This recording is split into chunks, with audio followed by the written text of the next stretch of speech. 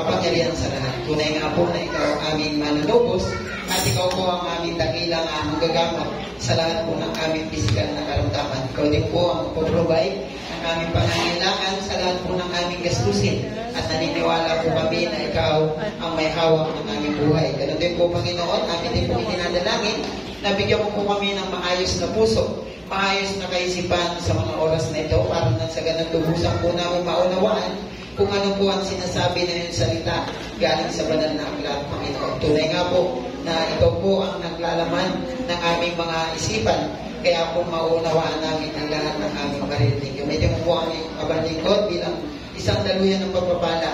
Nawa po ikaw ang makita at ang boses mo ang marinig. Maraming salamat po, Panginoon, sa iyong dakilang awag. Ganun din po, Panginoon, ang hindi po ipinapanalangin ang aming mga kasama sa praise and worship team na nasa Nagpayong Christian Alliance Church, kasama po ng aming pastor, si Pastor Marlon. Pagpalain niyo po sila sa kanilang gawain doon at ingatan niyo po sila madali na ligtas sa kanilang mga tahanan. Salamat po. Ito po kami dalangin sa pangalan ni Jesus. Amen. Jesus Christ, our Savior. Yan ang ating pag-uusapan ngayong umaga. Title po ay Jesus Christ, our Savior. Tayo po ay nasa ikalawang linggo ng Abril at kasalukuyang nasa ikalawang linggo din na mensahe din ng ating wider integration event.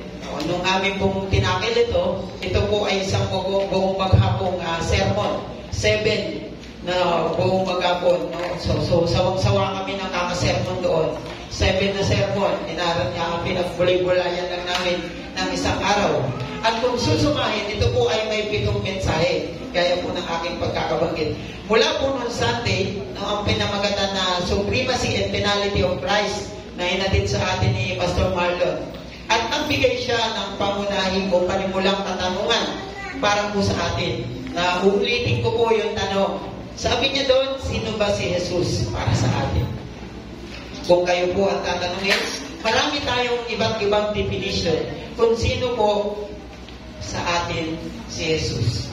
Meron nagsabi na siya ay isang mabuting tao lang or propeta. Ang iba ay nagsabi na siya ay isang guro.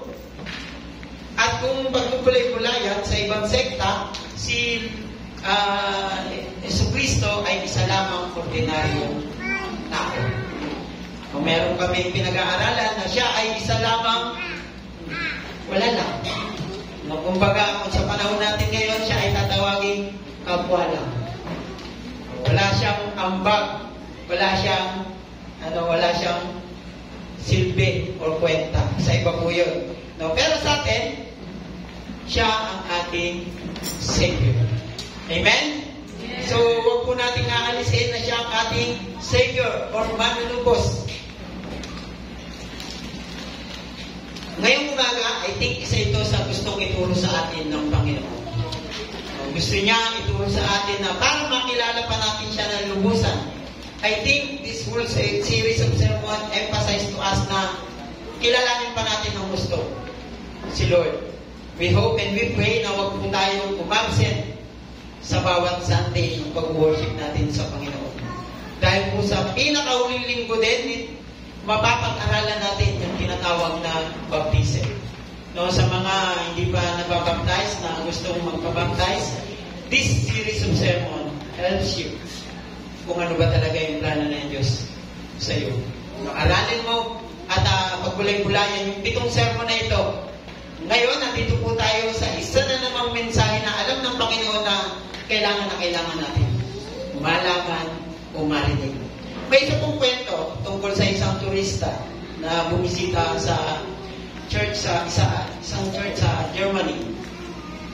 At nagulat na makakita ito ng isang imahe o ukit ng isang tupa sa mataas na tore. Nasa tore makikita ang isang imahe ng tupa. Siyempre, sa kanyang pagkakaalam, ang tupa ay isang sagradong hayop noong panahon ni Jesus Christ. So, na-curious siya. Bakit po merong isang imahe o ukit sa mataas ng tore? Tinanong niya yung isang lalaki. Kaya sinabi ng isang lalaki, habang ginagawa o tinatayo ang simbahang ito, merong isang manggagawa ang nalaglag mula po sa tore pababa. So mataas na talampakan yon o hindi na mabilang kung gaano kataas. And agad-agad siyang sinugod ng mga kasamahan niya nagtatrabaho. Siyempre, pagkalaglag niya, pupuntahan siya agad o lalapitan ng mga kasamahan niya nagtatrabaho dahil alam nilang mamamatay yung lalaki. Sa takot na makita siyang patay sa ibaba, ngunit sa kanilang pagtataka at labis na pagkamangha, ang lalaki ay buhay at nagkaroon lamang ng maliit na pasa. Then, pinagbubulay-bulayan ko, paano nakaligtas yung lalaki yun? Yan po yung tanong ko. Kahit ako, nagtanong ko, paano nakaligtas yung lalaki na yun? At alam niyo ba ang isang pumasok sa tanong ko? Ano yung kinalaman ng ukit ng tupa doon sa pagkakalaglag ng lalaki? So nalaman ng mga manggagawa na kasabay ng pagkahulog ng lalaki sa scaffolding, isang grupo ng tupa ang dumaan sa ilalim ng tore at ang lalaki ay bumaksak o dumaong sa ibabaw ng isang tupa. Ang tupa ay nag-ambag sa bigat ng nahulog na lalaki na pwedeng dumurog sa kanya hanggang sa mamatay ito. Ngunit ang tao po ay naligtas. Amen? Ang niligtas ng kordero ay angkop sa paglalarawan ng bigat na ito nang nahulog upang maglagay ng alaala sa mahimalang pangyayaring iyon. Kaya sila ay nagukit ng larawan ng kordero sa tore sa eksaktong lugar kung saan nahulog ang manggagawa. Kung paano nahulog yung mga manggagawa, doon sila nagukit ng isang tupa. Alam po ba natin na si Jesus ay inilalarawan sa kasulatan ng maraming beses bilang kordero ng Diyos? Sa John chapter 1 verse 29, tinukoy ni Juan Bautista si Jesus bilang kordero ng Diyos na nag-aalis ng mga kasalanan ng sanlibutan. Nang inilarawan po ni Juan si Jesus bilang kordero ng Diyos, tinutukoy niya ang isang tiyak na kaugalian sa sistema ng paghahain ng mga Hudyo kung saan ang isang tupa po ay pinapatay. Ang dugo nito ay binubuhos upang gunitain ang nagliligtas na biyaya ng Diyos para sa kanyang mga tao sa Ehipto. Ang kaugalang ito ay maaaring masubaybayan noong panahon na ang Israelita ay nasa Ehipto pa at hindi sila pinapayagang umalis ng Paraon. Nagpadala na ng ang Diyos ng siyam na salot, ngunit pinatigas pa rin po ang ulo o ang puso ng Paraon at pinigilan ng mga tao ng Diyos na lumabas. Sa ika-10 salot po, inutusan ng Diyos sina Moises at Aaron na sabihin sa mga Israelita na maghanda ng isang tupa na papatayin. Ang dugo nito ay pininta sa mga pintuan ng bawat bahay ng mga taong Israel upang kapag dumaan ang anghel ng kamatayan at nakita ang dugo ng kordero, dadaan lang ang anghel ng kamatayan sa bahay na iyon at iniligtas na ang pamilyang iyon mula sa pagkamatay. Pagkamatay ng panganay nitong mga tao at hayop. Angkop ang pagkakasabi nito sa isang komentarista sa Biblia. Sabi niya, noong partikular na gabi nang dumalaw ang anghel ng kamatayan sa mga bahay sa Ehipto, ay may isang patay na kordero o isang patay na panganay sa bawat bahay. Noong panahon po nung yun, ang bawat panganay po na anak ay pinapatay. Doon sa pamilya na yun. So para maligtas ka doon sa sinasabing anghel ng kamatayan, yung dugo ng tupa ay ipabahid po sa pintuan para masabing ikaw ay merong kordero ng Diyos na magliligtas sa iyo. Ito po yung mga walang pahid ng dugo ng mga isang hain na tupa sa kanilang pintuan, yung mga namamatay. Si Jesus ang kordero ng Diyos na nag-aalis ng mga kasalanan ng sanlibutan. At si Jesus ay ang sakripisyong kordero na pinatay upang tayo ay maligtas sa kamatayan. Amen? Palakpakan po natin ang ating Panginoon. Ano po ang pinakaiwanan ng talinghagang ito ng ating kaligtasan? Yan po yung ating pag-uusapan ngayong umaga. Tatlong bagay po. At nawa ngayong umaga ay pagbulay-bulayan natin kung paano po talaga sa atin lalalim o sisiksik sa ating isipan ang pagkakakilala natin sa ating Panginoon. Una, it implies the worthiness of Christ to take away our sins. Implies the worthiness of Christ to take away our sins. Jesus is our Savior. And we have seen and testified that the Father has sent the Son as Savior of the world. Sa John chapter 1, 1 John chapter 4 verse 14. As Savior, Jesus is the only one who can save us. Tama po ba? Jesus is the only one who can save us. Siya lang ang taming pinadala upang iligtas tayo. Wala na pong iba. Gaya po na lagi niyong naririnig, ang kaligtasan po natin ay hindi kayang ibigay ng asawa mo, ng nanay mo, kahit gaano pa yan kapadasalin, o kahit na sino pong tao sa mundo. Kahit na po sa aming mga pastor, hindi po namin kayang ibigay yung kaligtasan hinahanap nyo. Tanging sa pangalan lang po ng ating Panginoong Jesus. Kaya doon lamang po tayo dapat manampalataya at magtiwala. Ano man ang ating nararamdaman o pinaniniwalaan, si Jesus lamang po ang Panginoon. Maaari nating piliin na kilalanin iyon ngayon at makasama siya ng walang hanggan, o mapipilitang kilalanin siya sa matagal pang panahon at kukulin ang mawalang hanggan nang wala siya. Ngunit ikapapahamak na. Pwede natin siyang kilalanin at tanggapin ngayon ang bilang ating manunubos, or maybe next year na lang. Huwag na natin muna siyang tanggapin ngayon. Alinman paraan, hindi natin maaalis na si Jesus ay tagapagligtas. Kahit na ayaw na natin tanggapin na siya yung ating dakilang Savior, wala tayong magagawa. Siya lang talaga ang ating tagapagligtas. At si Jesus ang ating Panginoon. Sa unang usapin, pinaypaywating nito ang pagiging karapat-dapat ni Kristo na alisin ang ating mga kasalanan. Si Jesus po ang kordero ng Diyos. Siya ang provision ng Diyos para sa kaligtasan ng bayan ng Diyos.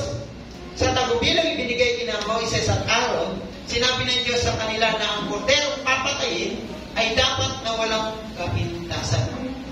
Dapat itong malinis at walang bahid. At kung susumahin natin, kaya pala tayo, hindi lang pala dahil si Jesus ang ating tagapagligtas, kaya pala, hindi tayo kayang iligtas ng ating mga magulang, ng ating kasawa, ng ating mga mahal sa buhay. Kasi, sabi doon, ang papatayin ay dapat walang kapintasan.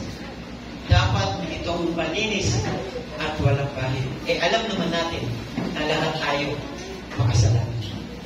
Lahat tayo ay pagkukulang.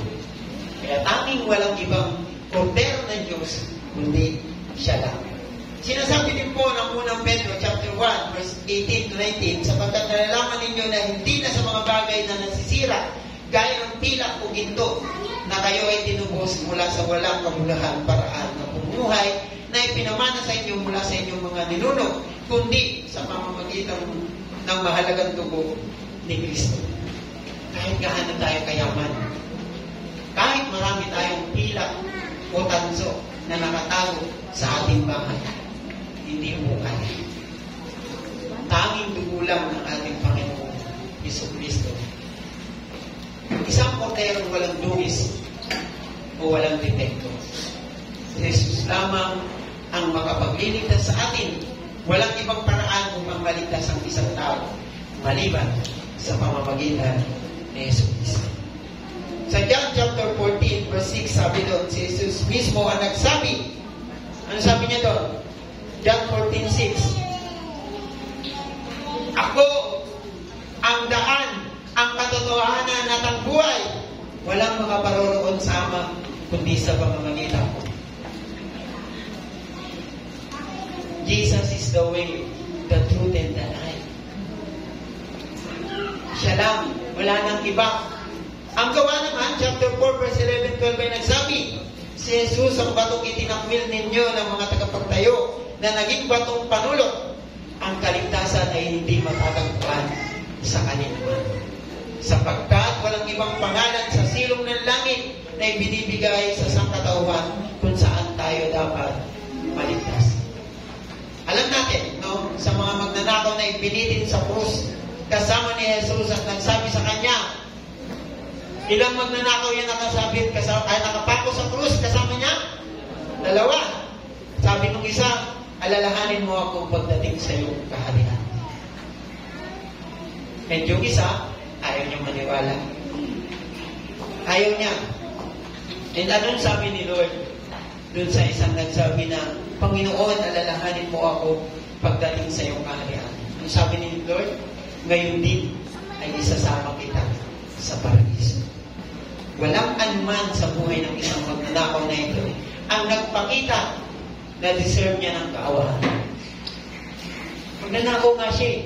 Hindi niya deserve kung tutuusin ng kaawaan galing sa ating Diyos o sa ating Panginoon. Ngunit nakatanggap siya ng awa galing sa ating Panginoon. Meron pong isang awitin, no? I asked praise and worship team, especially si Ate Pearl, no? Sabi ko kantahin niya, mas maganda sana kantahin niya. Pero wag po kayo mag-alala dahil hindi ko po kakantahin. So, ang ganda po ng lyrics, no? Namnamin nyo na lang, mabasahin ko po in English. Sabi niya dyan, pakinggan nyo na lang po. The years have left scars. The scars have left pain. How could he recognize me? I was the same. I knew I should pay, and I knew the price. For justice and law demanded my life. But his tender heart heard my desperate cry, and he saw my past through merciful eyes. Sa chorus po, ganitong pinanggit niya. Beautiful, that's how mercy saw me. Though I was broken and so lost, mercy looked past all my faults. The justice of God saw what I had done. Mercy saw me through the sun. Not what I was, but what I could be. That's how mercy saw me. Whatever you've done, you can go too far, that His eyes of mercy can see where you are. He loves you too much to leave you alone, your flesh of flesh, your flesh of His flesh and bone of His bone. And His heart cries out for your heart today. See yourself through His eyes and then you can say. Ito po yung pinaka-favorite kong part dun sa kanta. Sa pagdating po sa bridge, sabi niya dyan, sin hath stolen my dignity and all my self-esteem. But I was made brand new again when mercy looked at me. So, kung titingnan niyo po sa YouTube, napakaganda ng awitin na yan. At nakakakilabot, no, ang pamagat po niyan is Mercy So Me. Kung gusto niyo pong pakinggan. Sabi dun sa bridge, sin had stolen my dignity and all my self-esteem. Ang ganda nung sinabi sa YouTube. But I was made brand new again when mercy looked at me.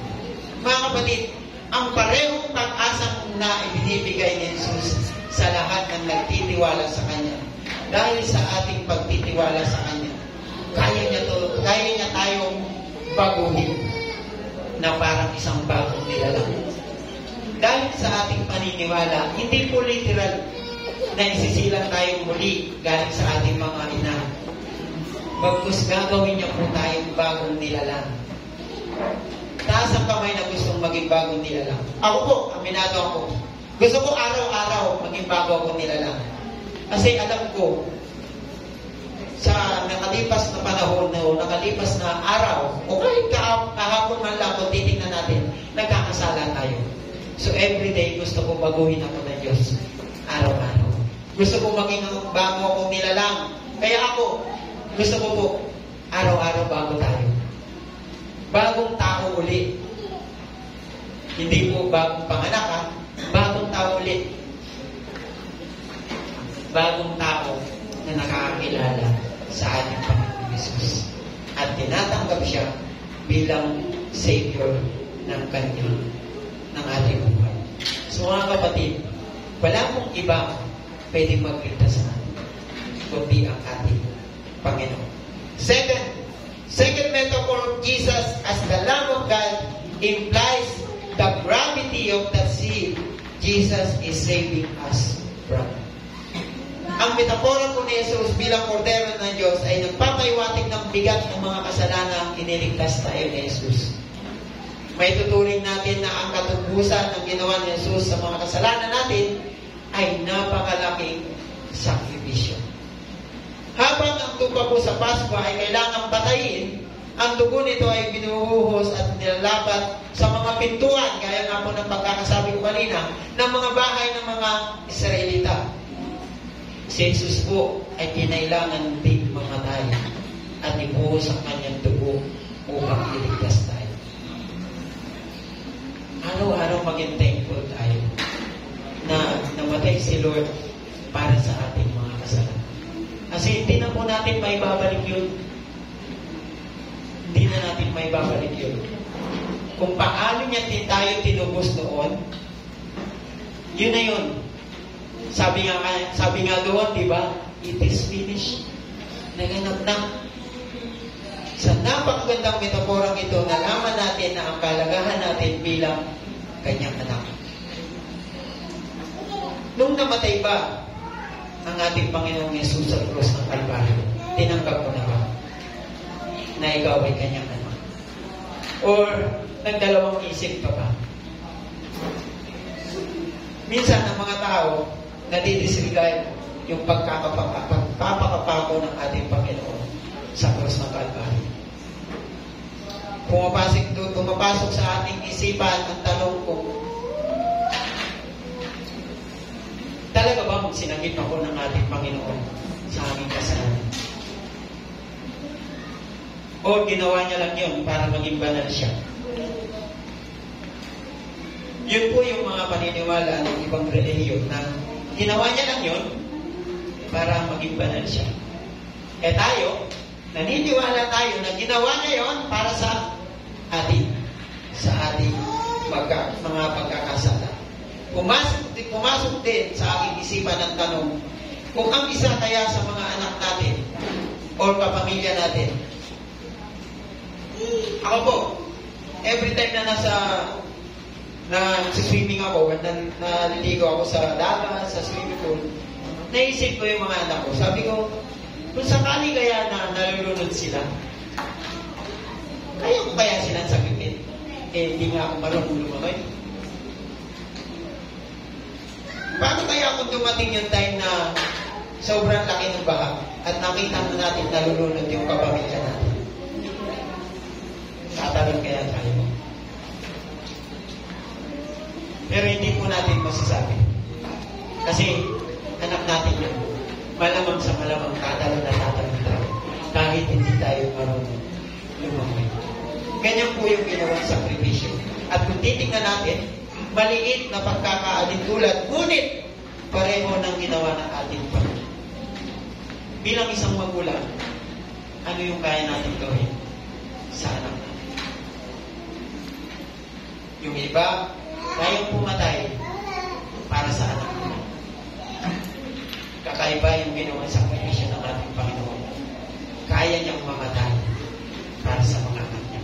Palakpakan po natin ang ating Panginoon. Ganon po ang ginawa ng ating Panginoon para sa ating kaligtasan. Si Isaiah po ay nagprofesiya tungkol sa pagdurusa at kamatayan ni Jesus sa Isaiah 53 verse 3-5. Siya ay hinamak at itinakwil ang isang taong may kalungkutan. Alam ang matinding kalungkutan. Tumalikod kami sa Kanya at tumalikod kami sa ibang direksyon. Hinamak siya at wala kaming pakialam. Gayunpaman, ang ating mga kahinaan ay dinala ng ating Panginoon. Ang ating mga kalungkutan ang nagpabigat sa Kanya. At naisip natin na ang Kanyang mga problema o ang problema natin ay isang parusa mula sa Diyos. Naisip niyo na po ba yun? Minsan, pag tumaraan tayo ng maraming problema, akala natin pinaparusahan tayo ng Diyos. Isang parusa para sa Kanya. Lagi niyo po tatandaan, mga kapatid, na pag meron tayong mga pinagdadaan ng problema, hindi po yan pinadala para sirain tayo. Pinadala po yan para patatagin tayo. Hindi para tayo ay sirain. Mga kapatid, isang parusa para sa kanyang sariling mga kasalanan. Ngunit siya ay pinusok dahil sa ating pag-iimagsik. Nadurog para sa ating mga kasalanan. Binugbog siya para sa atin. Para maramdaman natin ang kaligtasan. Hinampas siya para gumaling tayo sa ating mga karamdaman. And kung titignan niyo po yung mga video kung gaano siya dumanas ng mga pasakit, mararamdaman niyo na nakakakilabot,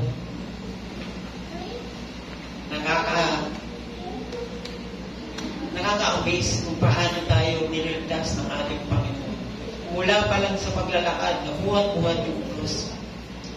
Tapos ipapako pa pa. Napakalaking sakripisyo po para sa atin. Tulad ng isang tupa na pinatay sa panahon ng Pasko.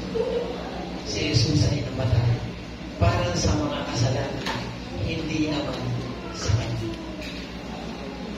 Para sa atin. Ngayon, babalikan ko po yung tanong nung ako po ay nag-message last Easter Sunday. Ang tanong ko lang, bakit kailangan mamatay si Jesus? Pwede naman wag na lang. Pwede ibang tao na lang. Pwede naman yung dalawang magnanakaw na lang yung ipako nila sa krus. Kailangan mamatay si Jesus dahil sa ating mga kasalanan. At kung dalawang magnanakaw lang yung napako doon at namatay, hindi matutulog yung ating mga kasalanan. Sinasabi po sa atin ng Roma chapter 6 verse 23 na ang kabayaran sa kasalanan ay kamatayan. Ito ang dahilan kung bakit kailangan mamatay Jesus. Dumaan siya sa malagim na pasakit, pagdurusa at kamatayan upang bayaran ang halaga ng ating mga kasalanan. Hindi sapat yung mga pilak at ginto natin. Tanging siya lang. Ang ibig sabihin ng kasalanan ay paglabag sa batas ng Diyos. Alam naman natin, in Genesis, kung babasahin natin yung Biblia, alam natin kung paano nagkasala ang dalawang nilalang, si Adan at si Eva. Dahil nilabag nila ang utos ng Diyos. Nangangulugan po ito ng pagkakasala laban sa Diyos. Ang kasalanan ay paghihimagsik laban sa Diyos. Sinasabi din po ng Biblia na tayong lahat ay nagkasala, fell short of the glory of God. Kulang sa kalwalhatian ng Diyos. At kung inyong natatandaan,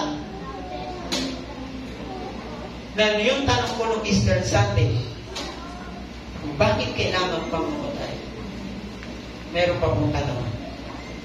Na kung sakali bang hindi muling nabuhay ang ating Panginoon, ano ang itsura ng mundo natin?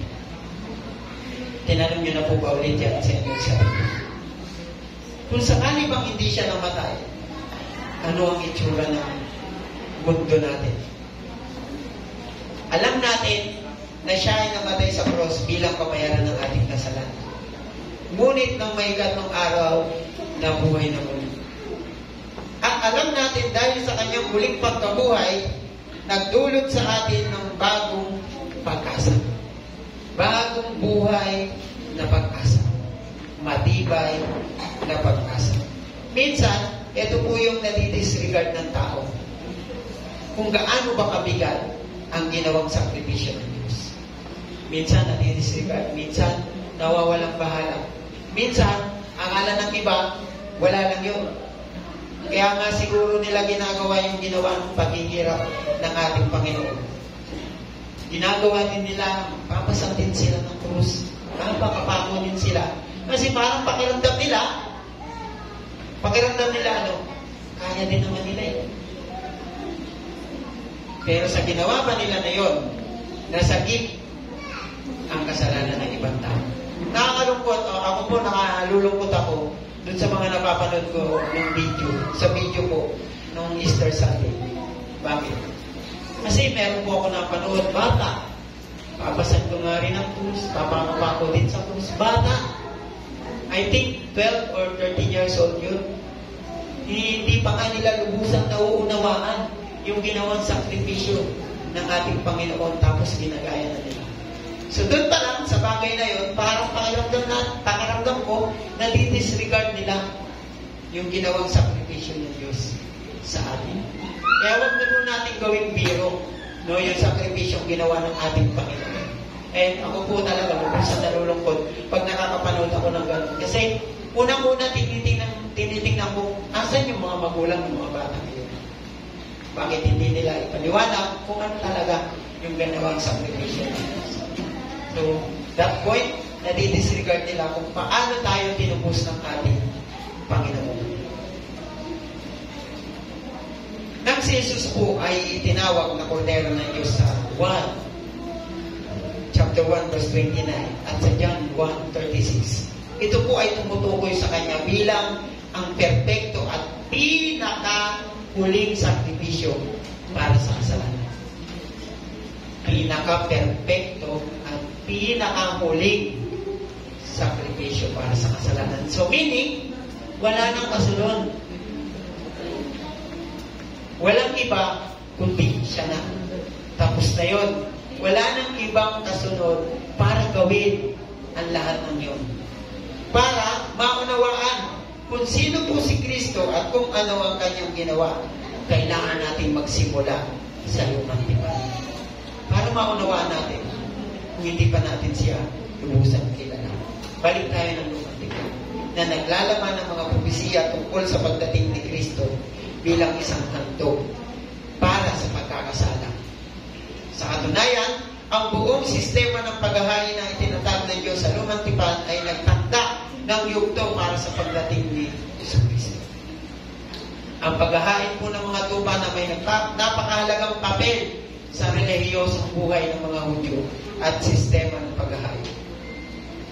Mga kapatid, Kordero ng Diyos na nag-aalis ng sanlibutan na tanging ginawa lang ng ating Panginoon sa cross ng Calvary. Wala na pong iba, siya lang. Yan po yung ating pagka-isip. Sa pangatlo po na metapora ng ating Panginoon, third metaphor of Jesus as the Lamb of God implies that an acceptable sacrifice has been offered for the payment of sin.